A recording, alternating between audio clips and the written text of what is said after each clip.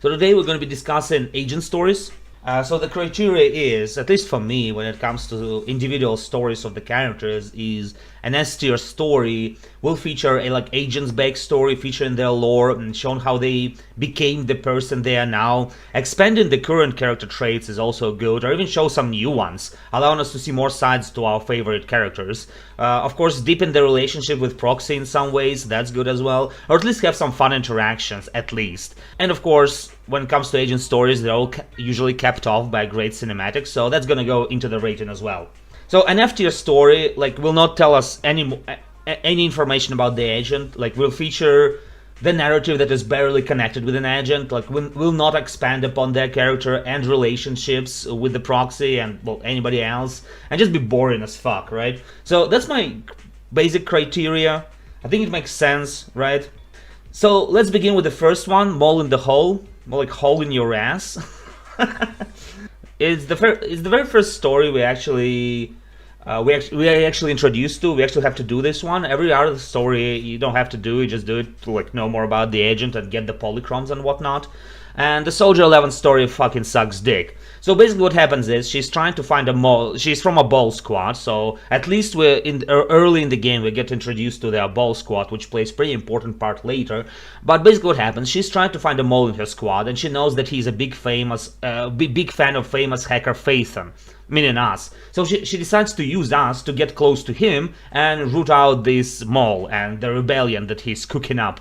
That's pretty much it. Unfortunately, because of the nature of the mission, we end up interacting more with this Mole character and not Soldier 11. And let me tell you, Mole is fucking boring. He's completely inconsequential to the story. We do a bunch of useless tasks for him in order to prove that we are really Phaeton, and he just drags on and on. As far as her character, we don't really learn much about Soldier 11. We learn she is a bit stickler for the rules, constantly reminding us that we're 35 seconds late, which is a bit weird because this sort of trait doesn't really come up later when she appears in the story again. And we also learn that she likes the fucking spicy noodles, and she talks about spicy noodles constantly. We do earn Soldier 11's trust by the end, but that's pretty much it. So I wouldn't say this is straight F category. Anyway, let's check out the cutscene, huh? Let's check out the cutscene. She's called Stern Girl here. And she called herself Flame. What cringe. She called herself Flame. Ugh! Cringe Soldier 11. Real cringe. 55 seconds. That's how late you are. Yeah, that's what I'm talking about. This stickler to rules type of shit. Yeah. Unfortunately, yeah, I'm supposed to see how cool Soldier 11 is in this cutscene, but what I see is just okay. Why is she not using her flames, for fuck's sake? Yeah, it's definitely, you can tell that this was probably one of the earlier cutscenes. It's not as sharp as the other ones. It's okay. As Zenless Zone, it's still a great looking cutscene. Oh, that she's using flames. She still gets beat up though, why the fuck? Anyway, we're gonna... I believe, spoiler alert, actually Trigger is gonna save her. But we don't actually see the Trigger, so it was a bit of an appetizer to wet our lips. We just know there's a sniper in a ball squad. And professional military teamwork. The EOS is cute though. Can you imagine Vice actually doing this? Why the fuck did you come out in the open? Is it gonna help the sniper to shoot more accurately? Anyway, I wouldn't say it's straight F tier. There's still some funny banter with Soldier 11. There's still something at least to cling to. I'll put it in D for now. Yeah, Noodle Hand. Once again, I don't want to talk to the fucking mole, is I guess my main point with this story. Next one is Cat and Mouse featuring Nekomiya Mana, aka Nekomata, and boy oh boy do I hate this one. I hate this one on a personal level, to be honest. I hate this one with passion, mostly because of the squandered potential. Anyway, let's get into it. Well, first of all, let me ask a simple question. Who the fuck is that on the title screen? Is that supposed to be Nekomata herself? Fucking haunt, if that is her, but she definitely doesn't have breasts like that. Let me tell you that much. She doesn't have breasts like this. Maybe it's grown up Nekomata, or how Nekomata sees herself in her head. Well, anyway, Right, the plot itself, Nakamata hires us for a commission and we are forced to accompany this fucking new doofus character, sort of like the same thing with the mole, so we accompany this character Ollie, who with one of the worst beards in the game. The worst part of this, that's pretty much the whole story. So we're basically forced to interact with this character named Ollie. We're sort of trying to get someone from, I don't remember all the details and I couldn't give a fuck to check. I just gave the story a quick rundown and summary. And we're basically trying to go undercover, some dumb shit like that. But the worst part of the entire story for me is that instead of interacting with us, Nakamata spends the entire story talking to this sack of shit named Ollie. That pissed me off to no end.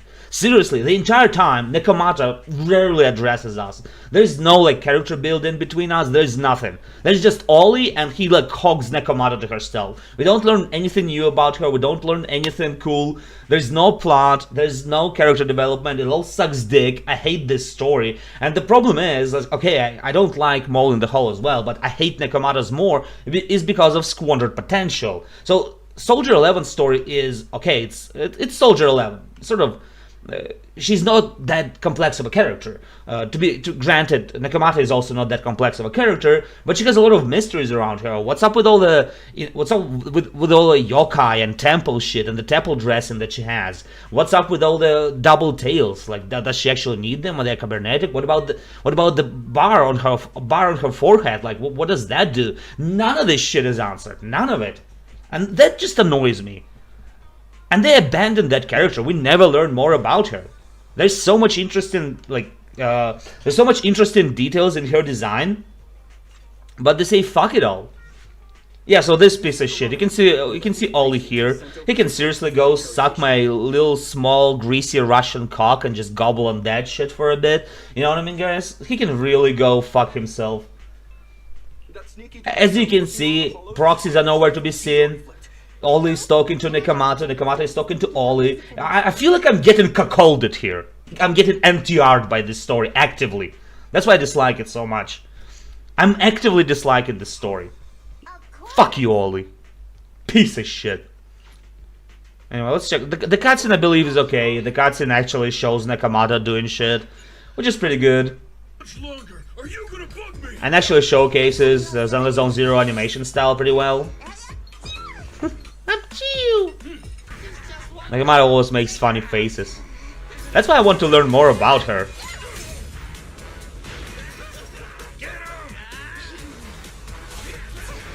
Yo, was that an ultimate? That was a pretty fun camera move. Did you guys see that? That almost looked like it came from a movie. I swear. Cat jump scare, boys. Be careful. Is it implying that she kicked him in the nuts? Yes, it does. Straight up crush the ball's nuts. Well, to be honest, I wouldn't be against it.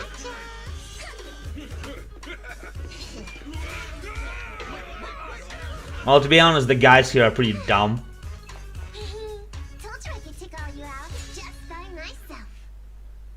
Anyway, it's a pretty fun animation. Definitely showcases why I like Zenless Zone Zero animation style a lot. A lot of movement, a lot of beautiful thing, a lot of smooth movement, a lot of creative camera shots, and oh, breasts. Yeah, so I don't think it's gonna be any surprise where we're gonna put Nakamata's story because it's shit. Yeah, I think I've said enough about it. I don't want to stay too long on it, but yeah, it's not that great. It's not that great. It's fucking horrible. Okay, I'll stop. I'll stop now. Okay. Anyway, Grace Sword. So the story expands on pretty much her only character trait. If you remember, it's just interest in machines and not much else. Usually forgetting and not paying attention to anything else. Following the main story and the destruction of Bellabog's machines, Grace hires us in order to help hack into the new machinery that is provided by the Three Gates company. Never heard about that company until I played the story. In exchange for some of the Bellabog's documentation. Along the way, we meet a woman who apparently knows Grace, even calling her the Frosty Cold Iron Witch, and Grace apparently being none the wiser on who the fuck that person is, but we can probably already guess. She turns out to be Betty. They both studied under the same teacher, and of course, not surprisingly, Betty is very annoyed that Grace doesn't remember her. So, to prove her point that Grace's obsession with technology is bad, she issues a robot duel, using stolen schematics of her own machine, which makes it go haywire with Grace saving the day. That's pretty much the entire story. At the end, she shows compassion for Betty, complimented her on her work. She also reveals to us, I mean the Proxies, that the reason she's so attached to the machines is because she wants to send them into the hollows to help more people. We can probably guess that something tragic happened to Grace's close ones, and that's the only way she can help others, sort of deal. So that's the entire story. Once again, there's nothing too special about it here.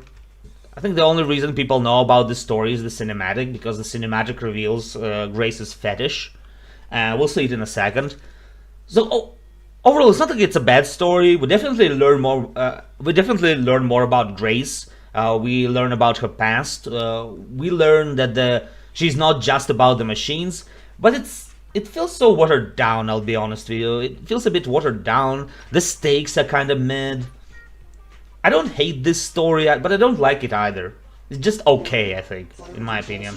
Can I see the cutscene, please? Can I see the main reason people play this fucking game? Oh dear, I'm about to see some real stompers.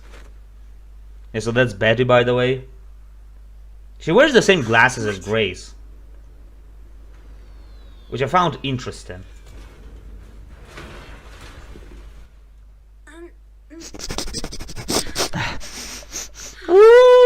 Wee!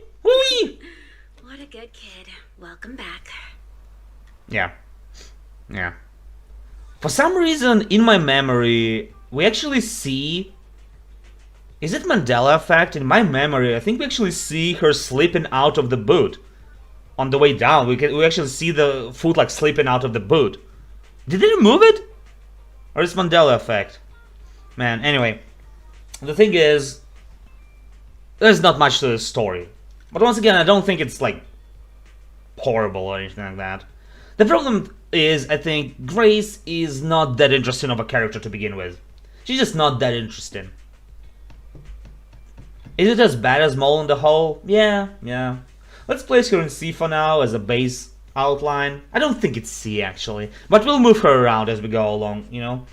For now, we'll place her in C because I think it's slightly better than Mole in the Hole and fucking definitely better than the Nakamata storyline. I would say D. Yeah, I would probably agree with D. Yeah, she's definitely not C tier, for sure not. I just place her here because we're just starting. Yeah, I'll just put her in D, above Mole in the Hole. Okay, the next one is... Yeah, this one is weird, okay? The schoolyard powerhouse. Oh, where the fuck do I even begin with this one? I remember playing this story on stream, and I felt like I was doing something wrong. I felt like I had to look over my shoulder, make sure nobody watches me play that. So this story is basically about infiltrating the elementary school, with Collada getting dressed up as a kid to blend in. That's the gist of it. I mean, I know Collada is small, but she's not elementary school old. I can't show it to you right now because the events outside of the dialogue, you can't really see them. But there are moments where she stands next to some kids, and I don't know, it looks uncomfortable. So basically, what happens is the actual storyline. They need to investigate a holo that is inside the elementary school, so they ask Proxies for help to get more information. So while Collada and Grace distract the class with their disguises or whatever, Weizenbell can sort of find out more information about the holo. So, and it turns out that, of course, that the principal of the school is actually using the holo to mine resources out of it, and the school is basically just a cover-up. So they ransack the operation, saving the principal's daughter, who chooses to forgive the father in the end. I have so many questions about this. So my main question is, with this story, if we sort of move away from the weird stuff, my main question is, if you need a cover-up for a holo mining operation, why in the love of fuck would you do it in elementary school? And I assume new Eridu still cares about the children. Is it not the most fucked up place to do a holo mining operation in? How do you even hide a holo from a government? How did it just happens? In my opinion, there is absolutely no reason for this story to exist. Bellabog Industries might have just found the hole themselves and had the same results. It almost seems like someone on the team has some strange fetishes and they really wanted to dress Kalada as elementary school student. And yes, there's some artwork of her as elementary school student. Yeah. So the story does make sense. It doesn't really fit Kalada because Kalada's story should have been either about her father, the money problems that the Bellabog industry faces, or the future prospects of the Bellabog industry. Something about that. So it doesn't really fit Kalada. It's not about Kalada even. It's about the elementary school. Doesn't show us new sides of her. Doesn't do like any relationships with Proxy. We don't learn anything new. I don't remember the cutscene, and I couldn't be bothered to check it out. I don't think there's even a cutscene. Huh? I just feel like we went through all that, but in the end, Yeah, it didn't that's mean anything. yeah, that's my exact thoughts on this entire fucking story. Yeah. After all, my dad didn't even go to jail. Like, what was the fuck is the point of all that? That's not. It's just not only did It's he end up awful. making you transfer. It's awful. Is that I don't think It's what shit. you did was meaningless. I don't like Kalada as much as I like Nekomata. Kalada's story is basically told and done. Her main like story objectives were completed in her main story arc was completed in the Bellabog storyline. So there's nothing to gain from this story at all. It just sucks. Alright. Let's throw this shit in the fucking pits of hell that it deserves to be in. Yeah, Lycan's story is not that great as well, to be honest. It's not as bad as fucking Kalada's one. So Lycan's employer is about to get robbed silly, so he contacts us for help. Meeting the thief, it turns out to be the daughter of the employer, who you lead out of the hollow. So she did that in order to join the mysterious gang of thieves known as the Mockingbird. And the Mockingbird is actually a nice bit foreshadowing because we end up meeting this Mockingbird group. I wouldn't call them the gang of thieves, more like a gang of lower Q individuals. So yeah, this faction already exists in the game, and it was pretty cool to, get to know it sooner. So later in the main story, we learn that Lycan had damn near brotherly ties with Hyuga. I believe at that point we don't know that it's Hyuga, we just know that he had some ties with someone from the Mockingbird. So his concern about Mockingbird here makes sense, so this sort of ties the story together. Yeah, that's pretty much it about the story. The most important part that we learn from here is that the Mockingbird part, and that's pretty much it. Do you remember anything about from the story? Because I swear to Christ, even replaying it, I was forgetting some of it. It's not horrible. Once again, there's nothing offensively bad about it. Humility, courage. I shall never compromise in my. I shall never. Yo, that's Hugo actually. To my companion. Damn. So they designed him way back when. It's loyalty. I actually don't remember that. Pretty cool. Lycan, I can't believe you're Did they having change his trouble voice? memorizing such simple That's lines. not his voice. Could it be that there's something wrong with you? Well, just place it in D tier and be done with it. Actually, the next one is better. It's going to be better at least.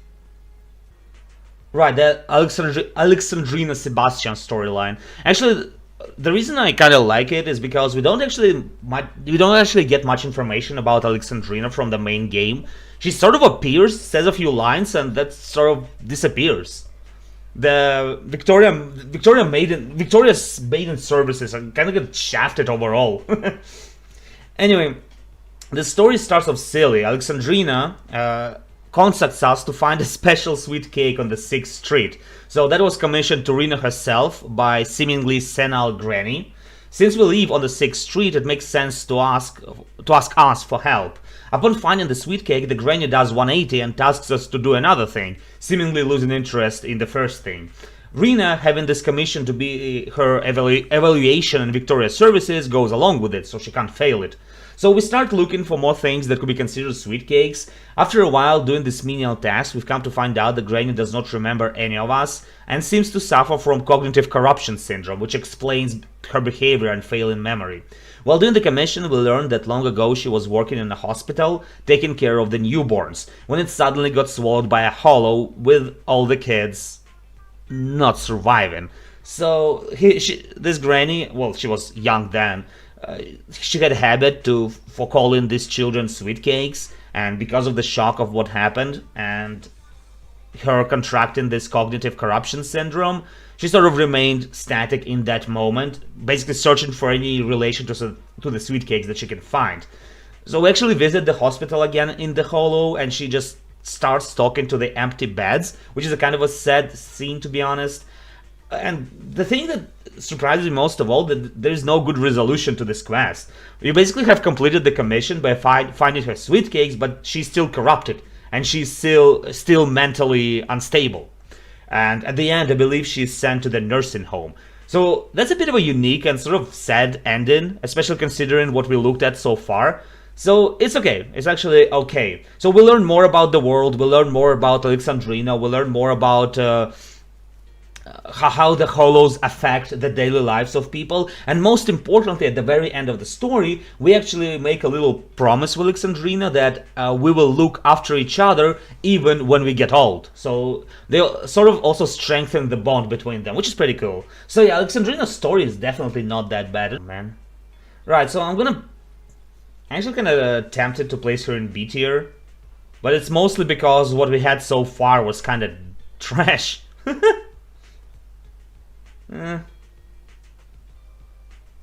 I'll place it in B for now. It's definitely better than everything that we had before, for sure. So the case of a missing bamboo, the case of the missing bamboo is sort of an interesting story. I think the most interesting part happens in the end, and we're gonna check it out. So basically, Chingy hires us to help with the public security work, which turns out to be finding the missing bamboo. Now that's weird in and of itself, because if the bamboo goes missing inside of the hollow, nobody like cries a river about it, because they're constantly being made, the new ones. At least we think so. We actually don't know. Maybe they're not being made. But Chingy, probably being an AI construct herself, probably feels more feelings for the bamboos, so that's what she decides to find them. But as I said, there's not much to the entire flow of the story itself. We just go from place to place, searching bamboos, saving them, and doing other things. The most interesting part happens in the end. That's when Eos, our bamboo, the one that we connect to, actually gets his eyes damaged, and so not unable to help Chingy anymore. The situation gets fucked until you connect to Chingy directly, like she's your bamboo, which is quite amusing, to be honest. And that opens like a whole new can of worms. Can we connect to all AI constructs? Can I connect to Orphe and Magus's tail and just like push her between the thighs of Orphe? Okay, that thought kind of escaped me for a second. Don't ask me why she's wearing bamboo on her head.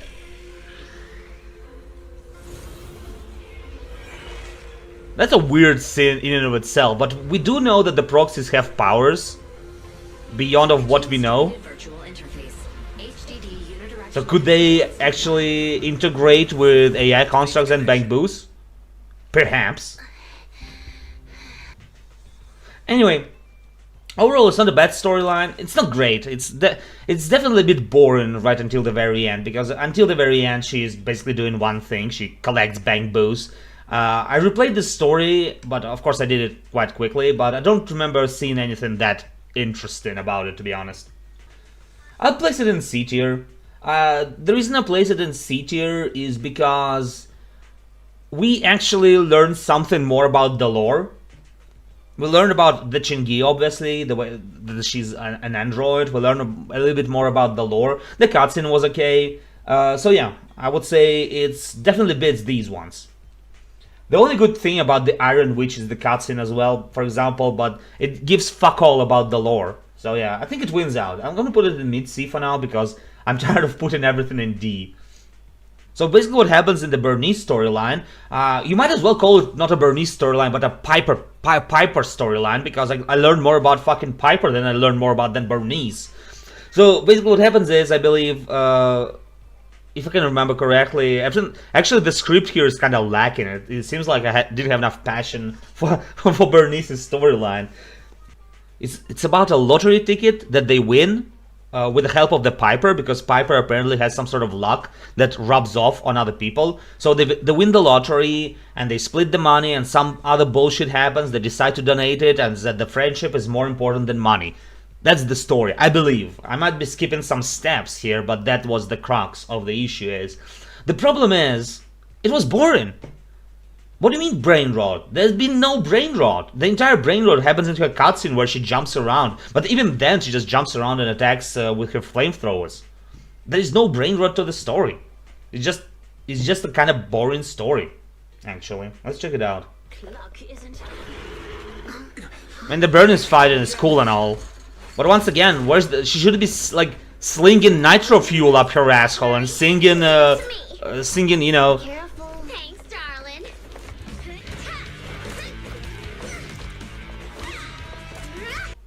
I don't think it's offensively awful like these two stories are, definitely not.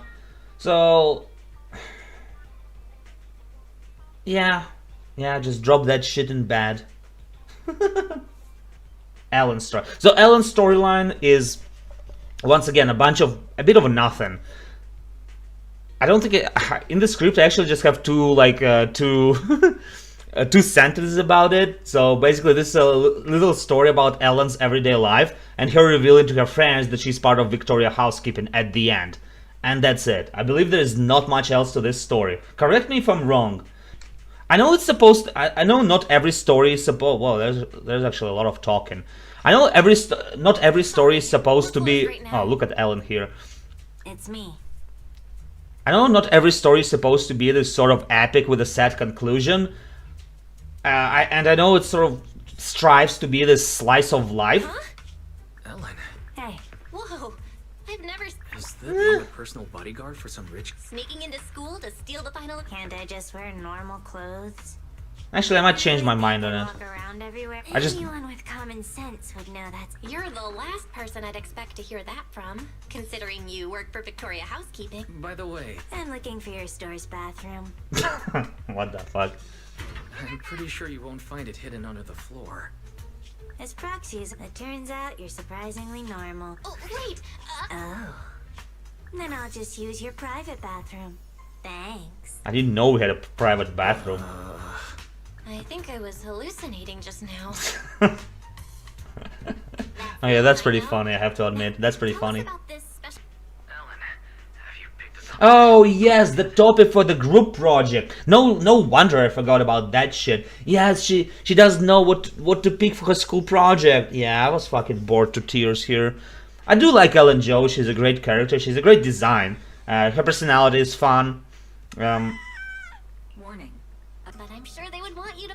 The animations are kind of cool. The drawings are kind of cool, I have to admit. Bye. I guess the problem for me is just how not impressive the story is. There's basically no story. It's basically, let's check out Ellen do cute things. But as far as that goes, it actually fulfills that purpose.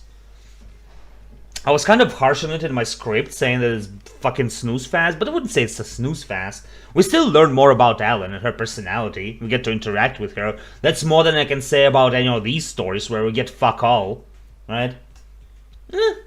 Should place her in C maybe. So I think Lighter's storyline is famous for just one thing, that fight near the end. I don't think you can actually replay it, unfortunately, but Unsung Champion. So Lighter uncovers a plot by an old rival gang to instigate a violent incident during the settlement days in Blazewood, aiming to harm the Sons of Caledon. So I guess that's a flashback.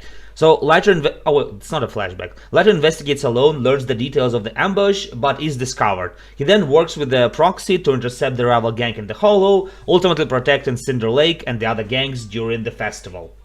Yeah, that's pretty much it. But during the story, we do get some reveals, like Lighter's past as a mercenary, so his character gets expanded upon. We do get some new information about him, about his boxing style. The problem is that the stakes are kind of low, and it's really short story. And once again, the story itself is just lighter saves the day, is the story. But the last fight where it goes like, you know, the side view was pretty cool. They repeated that again later in like during summer, I believe. Besides this red skull. And yeah, one thing I forgot to mention, actually, it's one of the stories where at the end, the Proxys actually and the Lighter actually do become friends, like actual friends. Lighter like is really grateful for the help. So yeah, that's pretty cool as well. Yeah, pretty cool, pretty cool. Let's think about it, huh? I still don't feel like these stories actually reach the levels that the later stories are going to reach, you know what I mean? I feel like they were still... I think the breaking point where shit becomes good is Harumasa's story, and then it's just one good story after another, outside of certain one that you can probably guess. Actually, two stories that I hate. But anyway, let's place it with B for now, low B. Yeah, seems good enough. I mean, this tier is pretty busy over here. It's definitely not bad. Is it mid? Yeah, I guess for my personal taste is mid, but we're trying to make a tier list here, so trying to stay objective is important, right? So yeah, Asaba Harumasa is an agent and is part of the Section 6 and is presented to us as apathetic, lazy and quite irresponsible individual, usually skipping or sleeping at work, always blaming his weak constitution and that he feels sick. In this story we learn that Harumasa suffers from either aptitude regression syndrome, yeah, that's the official name. So that's a terminal and incurable illness that affects the lungs and the heart. He was abandoned at the hospital in the city by his parents as a young boy after they became aware of this diagnosis. So that's where the master, in quotation marks, takes him in and performs some medical experiments. So under the guise that he was healing him, but at the same time he was draining his spinal fluid in order to use it on the new drug, which is called Ether Booster. So what happens in the story, actually, Harumasa finds traces of the drug and contacts the Proxys in order to help track it down and sort of destroy it. They do find it, but it turns out it's guarded by an ethereal, who is later revealed to be his master, who transformed. So Harumasa injects himself with a new drug, saying his final goodbyes in a pretty emotional scene. But turns out, of course, that the drug was an antidote, so the last will of his master, so to speak. So while he still has the disease and sometime he will die from it, the effects are lessened. So overall, Harumasa's story is not that bad. Actually, it's kind of great. We finally learned some more dark side of Zenless Zone Zero, because before that, it didn't really feel like this heavy storyline, but with Harumasa we see how far the government goes in order to fight the Hollows. I believe there's a cutscene near the end. Yeah. Excuse me, my... So, what I like about this story is that it actually puts Harumasa in a new light, which is what I like from an agent story to do, right? What the fuck do you think it is, Proxy? I'll go ahead and take what he left behind. Yeah, there's also this evil guy who wants to take it for himself, but he's inconsequential, you can forget about him. Who do you think you are? Do you think Vice feels pain? Survive for much longer. In case he does, why does he scream? Whoa, that's a good fucking scene, huh? That was a great transition. Now, I have a few questions about this place. Is this what actually Afterlife looks like in Zenless Zone Zero? Or is just him hallucinating? Tell me, will we ever get to feel the wind again? Yeah, Harumasa was not the only one who was experimented upon and whose spinal fluid was taken. I still have unfinished. Also, yellow glow, by the way. Yeah, yellow glow is important. That's how twins burn. So that's an interesting point as well. I suppose golden glow really does play a part in this story. We just don't know what the fuck it is yet. Each time you pull the string. I mean, that's how the twins defeat the miasma. I suppose it's something that was discovered probably by Carol Arner that actually can fight the miasma and the hollows. Bam!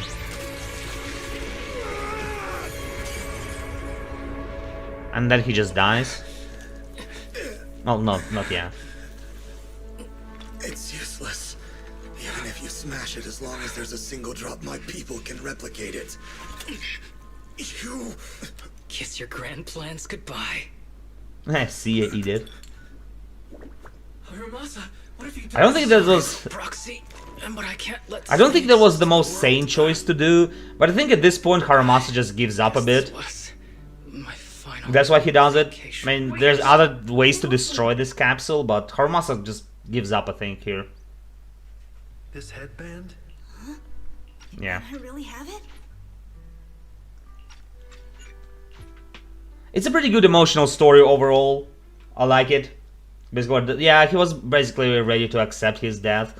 So that was sort of his final hurrah. So yeah, definitely amazing. There's no two words about it. I would place it in S, but I think it's a bit overshadowed by the amazing stories that come later.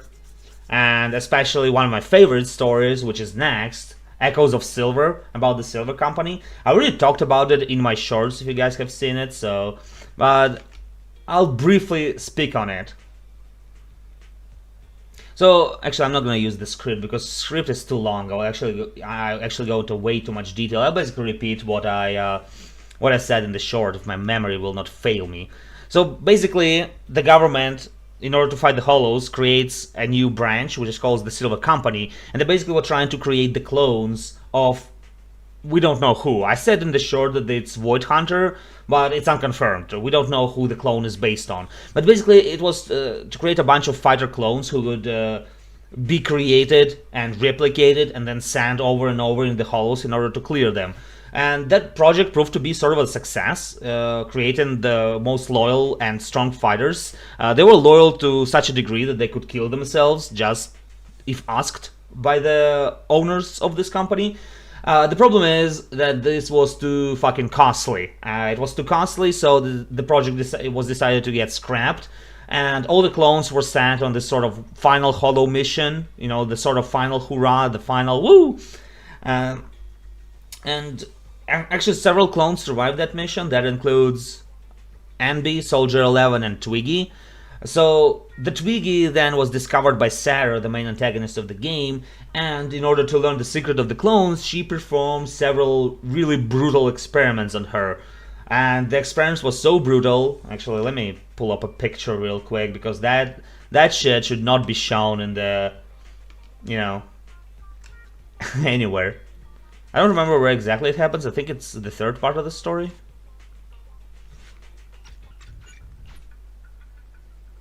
Yeah, that's when the Twiggy captures Soldier 11 on the request of Sarah, probably to you know, further her experiments.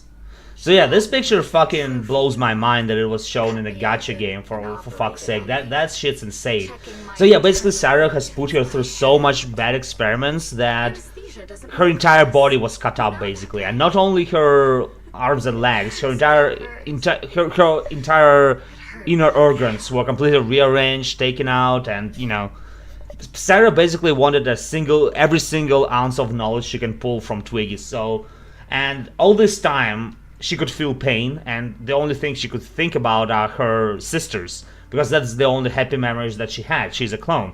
All she knows is fighting, and the only good times is when they had to spend time with each other. So she clung to that all this time, but unfortunately the toll of the pain and mental pain were a bit too much, so the Twiggy at the end actually takes her own life, if you can believe that. And yeah, the Silver Company story is incredibly brutal. That's the only thing I can say. I really like it. I think it goes into the topics, and basically the storytelling is mature for a gacha game, which I didn't expect from it. Right? Yeah. Anyway, let's place that shit in an S tier. I definitely believe it's worthy of being in an S tier, right? Yeah. I think I've said all I have to say about the story. As I said before, I also have a short about it, if you guys want to check it out on my channel. But yeah, let's carry on. This story, as I said, really surprised me and showed that the Zenless Zone Zero team can really can really create a banger, so to speak. Yeah, and so they did with the next storyline. So the next storyline, the trigger one, is also quite good. Right, let's see. I'm actually gonna read from the script here. So this episode is actually a flashback when the siblings first moved to the 6th Street and their very first commission, to find a woman in the photo along with 2 clues, a harmonica and a music sheet. After fruitless search with pretty much nobody knowing what the fuck are they on about and who is this woman, Proxy decides to play the harmonica on a whim, which actually summons Karen. Yes, she's not known as Trigger yet, she uses her codename Karen, we'll learn later why. Turning her back in, we learn that the person who made the request actually disappeared, only leaving behind coordinates, and what you find at the coordinates is a corpse killed by a sniper. So the sniper turns out to be Zoe, a part of the defense force who fought during the fall of the old capital. We also learned that Sharon was part of this defense force as well. When the holo hit, most higher-ups assumed it was a normal holo. They didn't know it was Holo Zero, you know, the most dangerous one right now. So they sent a few small squads to deal with it. Among them was the Lara squad, which Trigger was a part of, and the other squad which Zoe was a part of. So the defense force was tasked with holding the Ethereals back, and they were promised backup, but the backup never came. So both Zoe and Karen were forced to see their comrades die one by one, with Karen actually losing her vision when an ethereal spike hit her eyes. Both of them, so Zoe and Trigger, or Karen as she's called right now, they both suffer from severe PTSD, and both of them constantly having visions of their dead comrades, while Karen decides to escape those visions, convincing herself that their squad is still alive, since she still feels their presence due to her either corrupted eyes. Zoe went on a different road, so it is described that she wakes up every night with sweats and vomiting. The PTSD is so bad, and she came to the conclusion that the comrades would what their comrades really wanted is for them to take revenge against the system who sent them to die. So Zoe actually resents Karen for not helping her, for not sharing her pain, for deluding herself into thinking that the squad is still alive, and so on. So to deal with PTSD, Zoe started to kill all the other squads who were supposed to be sent as reinforcements, but never who were sent as reinforcements. And Karen actually tries to put a stop to it.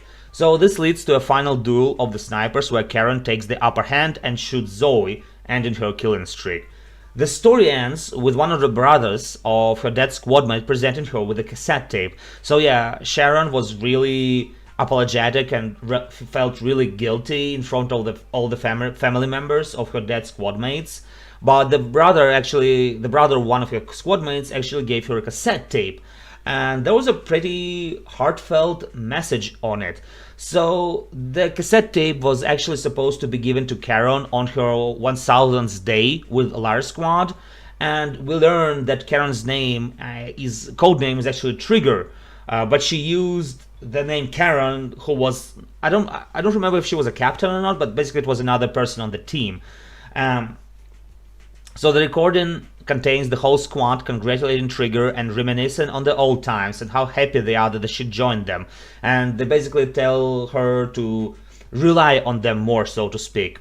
And their message ends with the tune of the harmonica, which is quite infamous in the Zenless Zone community, I believe. And so now that Trigger no longer blames herself, and she knows that her comrades never hated her for being the only survivor, so she joins the Obel squad and she gives her the proper name Trigger. And yes, basically that was the summary of the story. Alright, let me pull the game back up. So this one is actually also great. We get a lot of lore details. We get more about Trigger's personality. We actually learn more about the siblings as well in this story. Obviously the harmonica stuff is trying to be very emotional and does work. Yeah, and as you can see, it's not a small story. But yeah, the message here is quite. So you're the sniper from Liar's. Yeah, as you can see. It's nice to. And you must be the one who's been searching for me, Nathan. the younger brother of Lethe. That's right. As you can see, she's called Sharon Sorry here. for causing all this trouble. I nearly cost you your life. Becoming when the reinforcements decided to retreat, I spoke out against it. Proxy, do you remember? There's the melody. I was terrified of seeing the look on their face. Of course. Yeah, there's also, she was afraid to remember their looks. She always thought they were looking at her with disgust. But Yes. no, they weren't. Of course Crystal not. clear. As you can see, they're actually all But for time to corrupted. The exact moment of parting. They're all corrupted already. So this is our last glance. This is the answer you wanted me to find. Thanks, guys. They actually wanted her to survive, and I believe this is Sharon. Maybe this one.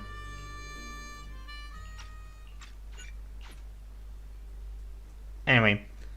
Alright.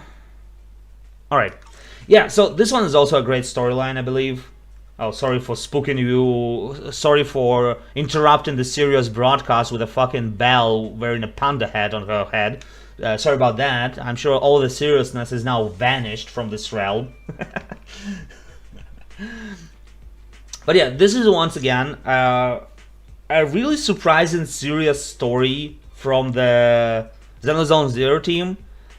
It really does not pull any punches. Especially with PTSD, both Zoe and Trigger is shown to have severe PTSD and all the consequences of it, especially Zoe. And the way it's described in the game is like, as I said, it doesn't pull punches. And of course the entire storyline ends with Trigger shooting Zoe in the heart. Well, maybe not in the heart, in the lungs. And we'll also get a little scene where with a bullet wound they talk.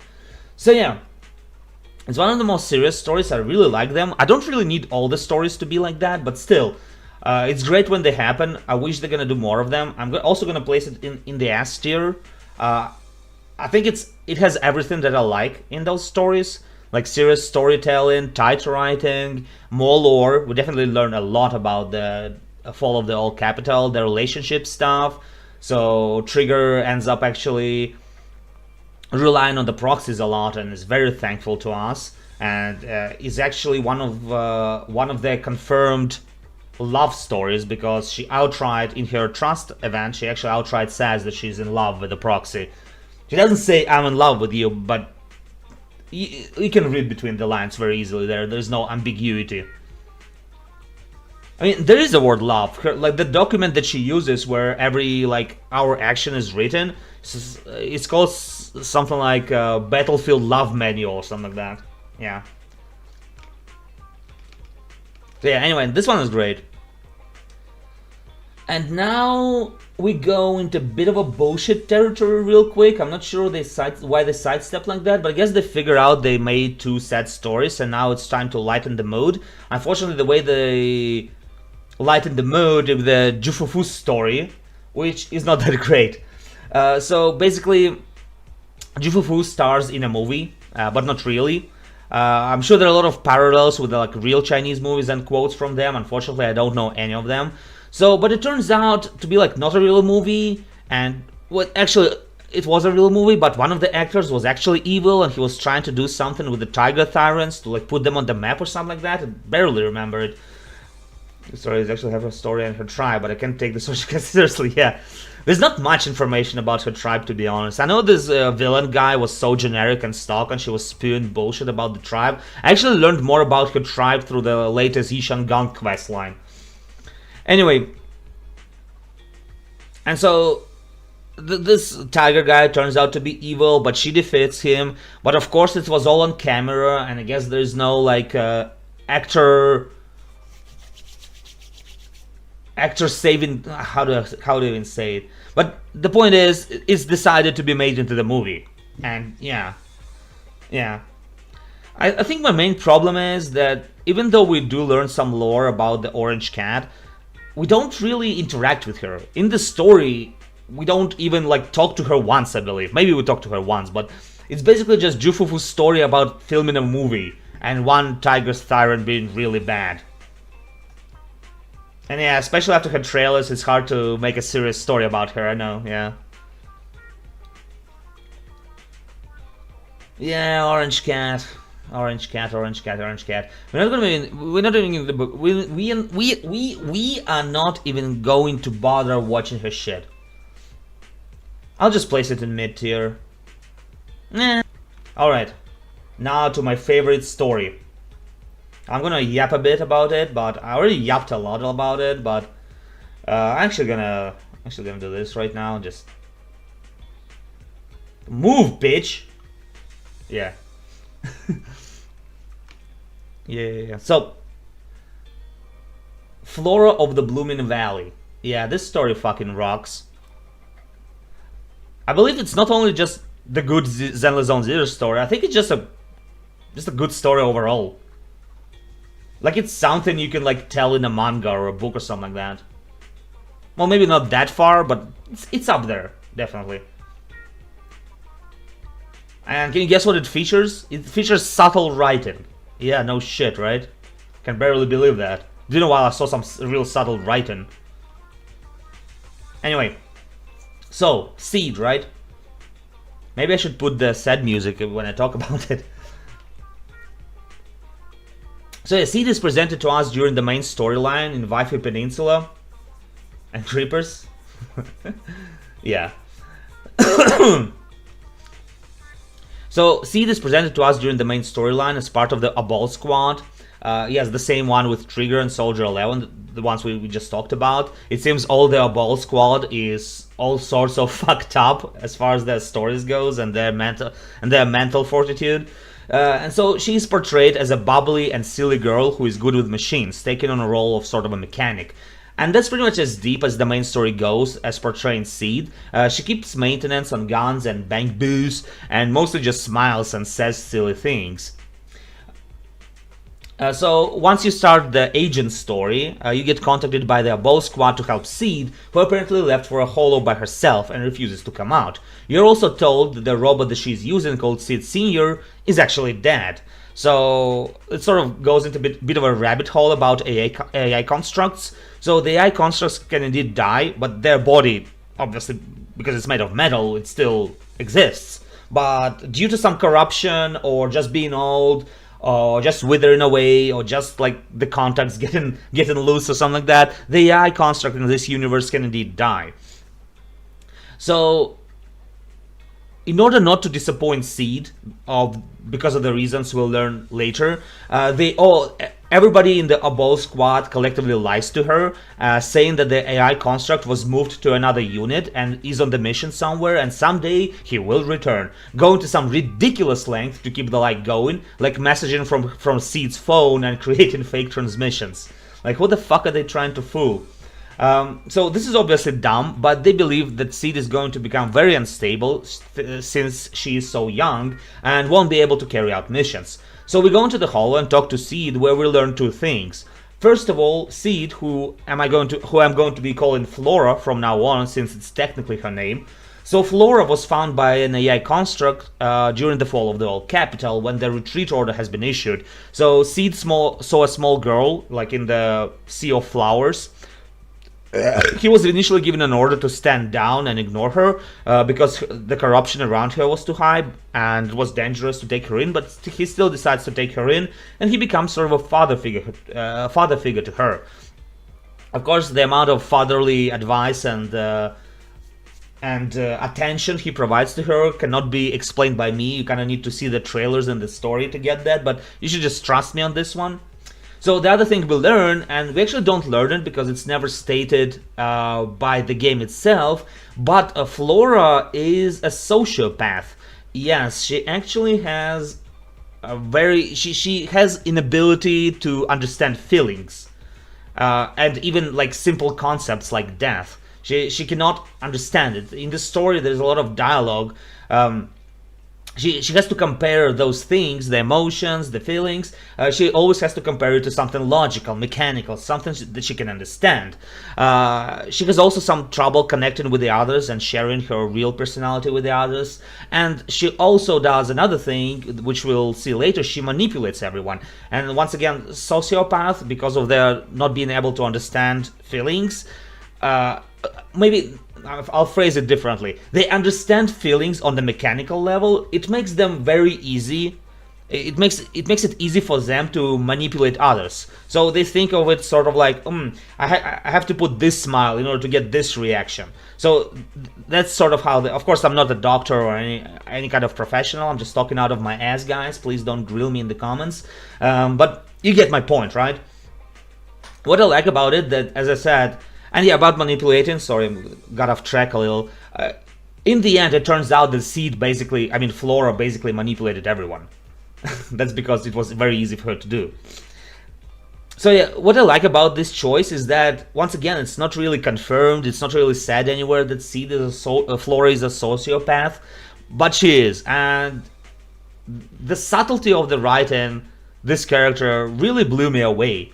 I think I have a little anecdote for you. When I was streaming and we saw Seed for the first time, one of the things I kept mentioning over and over again, I cannot place her character. Like, I cannot figure out like what her character is. Is she just a bubbling moron? Is that it? And the reason I couldn't do it is because sociopaths don't really have a character. They have masks, so to speak, if you know what I mean. So yeah, it just shocks me that the gacha game has this subtlety of writing. Maybe I'm overglazing the story a little bit, but you have to understand the ending. So, as we go along, we soon realize that Flora knew from the very beginning that Seed is indeed already dead, and that all the messages, all the transmissions are all lies. So basically she knew all of that. She just wanted to find any information about Seed, or maybe if he left something to her, or anything like that. But all her logical steps, all her manipulations, they never really paid off. There was nothing. Seed indeed is just gone. He's dead. Which is hard for her to accept on account of not even understanding the concept of death. She just does not understand why is he gone. She just doesn't understand it. So she asks us to leave her alone so she can say her final goodbyes in the place where he found her. And that's where she left him. Reaching it, she sees that the place is overgrown with flowers that Sid grew for her while he was still alive. Having reached sort of a breaking point, Seed breaks down, and I think she even breaks down for the first time in her life. And during that breakdown, she activates the final message from Seed, and man, once again, the subtlety of the writing. So to hear the final message, to hear the final thoughts that Seed left her, it was not her manipulations, it was not her high intellect, it was not her knowledge of machines, it was not her understanding of how robots work, none of that. The only thing that actually brought Seed back for a little bit is for her was to show a little bit of emotion, which Seed actually probably wanted Flora to do. And that is some insanely good writing and subtlety from a gacha game. We gotta see the message, boys. Sorry to spook you once again with a bell head.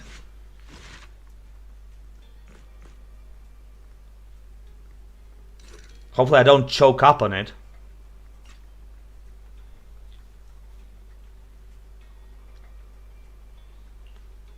Is that it? Yeah. It's funny because the music already makes me slightly emotional. They really wrote this moment really good. Even Captain Magus and Dr. Veronica said I did a good job. They really, like... I can take care of things now, all by myself. The music, the animation... I've grown taller. Even taller than those flowers in the hollow. See? Shit. Yeah, it's... a bit of a fake out, but of course, there is nothing.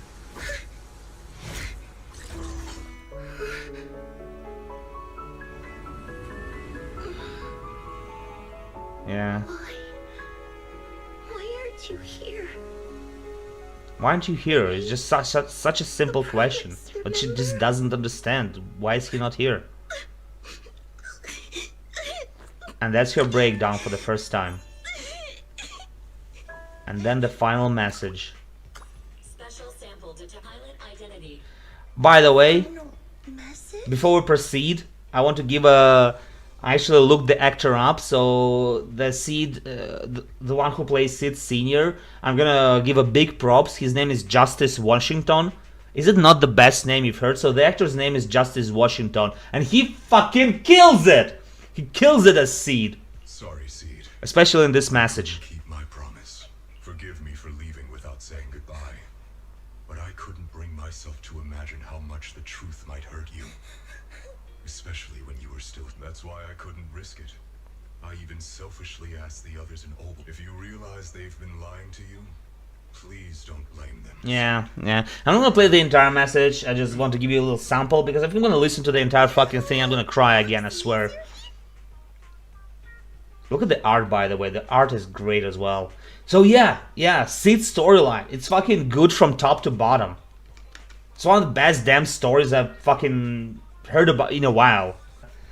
The writing as well, I'm gonna put writing because the Sid's entire message is actually really good as well. It's really emotional. And yeah, as I said, the parallels that she actually needed to use her emotion to activate the final message. I really like this sort of deal. Not her over analyzing, not her like understanding of the machines, none of that. Just the emotion. I was amazing. The obsession, thank you. Anyway, we're pretty much close to the end. Actually, that's where my script ends. As I said, I wrote it before Lucia. So we're gonna sort of quick fire the last few ones, right? Actually, the last few ones, and by last few ones I just mean Lucia, because I'm not sure what these stories are. Is it supposed to be Jane Doe's storyline? But it's not an agent storyline, it's just part of the main story, is it not? I believe this is Yanagi's storyline, and this is Astra Yao, but they were part of the main story, so I'm not gonna rate them. I'm just specifically rating the agent storylines. Otherwise we'll be here forever if you're gonna rate every storyline. Especially, should we rate them too real quickly? Anyway, Lucia's storyline, I'm gonna go a bit on memory here. So I believe what happens is in Lucia's storyline, the problem is with Lucia's storyline, it sort of blew their load on the main storyline. And so the thing with her father and like the way he was transformed, they all blew it in the main storyline. So the most interesting thing about this story is this tribe of goats. Yeah, this is the tribe of goats, and sort of this sleeping god that not the god, but the sleeping, ethereal that they don't want to get into the people's dreams. I don't remember the entire story of it, but basically there existed an ethereal who can affect dreams, and they basically try to put him off. If I remember correctly, I could be mistaken. But yeah, basically what happens, we learn more about the tribe, and we learn that the ethereals can be good, and basically the dude wanted to take him away to study and learn how ethereals work. The problem is, I agree with the dude. We should take the guy away and learn more fucking things about ethereals. We had Silver Company, for fuck's sake. The government did way worse things than that. I know Lucy is attached to the dog, but fuck. Yeah, the main storyline was pretty emotional as well. In the main story, she had a pretty good story, but here it's... I think my main problem is just I fundamentally disagree with it. And yeah, it was just a story with the poppers. I didn't really feel anything. It was just about this, once again, evil guy. But evil in quotation marks. He was evil because he was a douchebag. If he was just a normal, like, he should have given normal rebuttals. I hate Lucia's design as well. Yeah, that's cringe, Lucia. You should probably stop. But yeah, this storyline is overall not very interesting. Not that. I think actually they should have concentrated more, like it was in her trailer, because her trailer where she like runs around different ethereals was actually quite fun. Like it showed her wacky personality. We actually don't see this wacky personality anywhere in the storyline. But we should have had, if we're not gonna have the serious storyline, if you want to do the goofy one, we could have had like her like this weird scientist running around, and maybe we could learn some details about more ethereals and like their behaviors. That would be cool, right? That'd be kind of interesting. It wouldn't be great, but it would be something. We would learn something new. So basically, it's one of those with a squandered opportunity. I believe they kind of lost the plot with Lucia. Oh, look at that, it's Cairn. I remember you. Would you mind if I asked a few quick follow-up questions? Cairn is such a weird design, like by me. Put for food your story and you're good to go. Now that's a mishmash. Right. Right. She. Yeah, it's... is it bad? Is it bad or is meat bad? Actually, personally I dislike this story. But I dislike the story on account of being, you know, missed potential. So maybe overall, if we like look at the story with like sober mind, maybe it's actually not that bad. It's a bit fun to run around with an ethereal dog, but yeah, fuck this story. Fuck Lucia. What a piece of shit. Actually, Fufu, yeah, switch places. Actually, switch place. Actually, nah, not as bad as Lycan. Okay, I'll give you a little bit of a break. Alright, let's quick fire away the last ones, because so Jane Doe's storyline, I don't remember much of it. I do remember that we learn about her undercover job. I do remember there's a lot of funny details with Seth, the cat boy cop, and it was basically, the entire story was basically Jane Doe fucking around with Seth, which was quite hilarious. It's a shame we didn't it's a shame we didn't see any It's a shame we didn't. It's a shame we didn't see any interactions with the proxies, which is the problem. So yeah, it's not amazing. It's cool. It's cool. It's cool. It's definitely cool. I don't remember the cutscene there, but I do remember smiling about the story, and that's more than I can say about everything else. So Miyabi's storyline was good. My only problem is that it was all simulation, and I don't like simulation storylines. Outside of that, there was a lot of great interactions between Yanagi and her team. We definitely learned more about the Section 6. So yeah, I'm gonna just place it in good as well. Maybe it's amazing. Nah, it's not amazing. It's a pretty cliche plot. Do I prefer Jane Doe's story over Yanagi's? Yeah, probably I do. Yeah. Jane Doe's story had... Actually, put it in A. Jane Doe's story had personality. Like, I at least remember most of the story bits that happened there. The Astra Yao. This one, I do not fucking remember at all. I do not remember the Astra Yao. What the fuck? What happened there? Did you like go on a little adventure?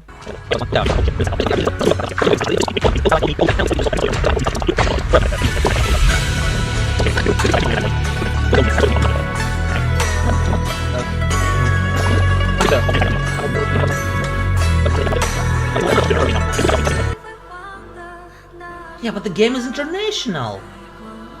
Anyway, skip. Have mercy on me. Anyway, yeah, this one is I don't have any strong feelings on it. Do you just place it as cool? No, let's place it in mid. It's probably better than the fucking Shingi storyline, right? Yeah, maybe something like this. The problem is... My main problem is that I don't remember a single fucking thing about this. I know it's my problem, but, you know, if the story is halfway decent, I should at least remember some bits and pieces from it. You know what I mean, guys? Yeah. Yeah, actually, that's probably a good spot for her. So what do you guys think? I think... Let's check the list over, shall we? So yeah, this is good. Fufu, Bernice, Lucia. Yeah, I'm actually fine with those placements. Maybe pull Fufu up a bit.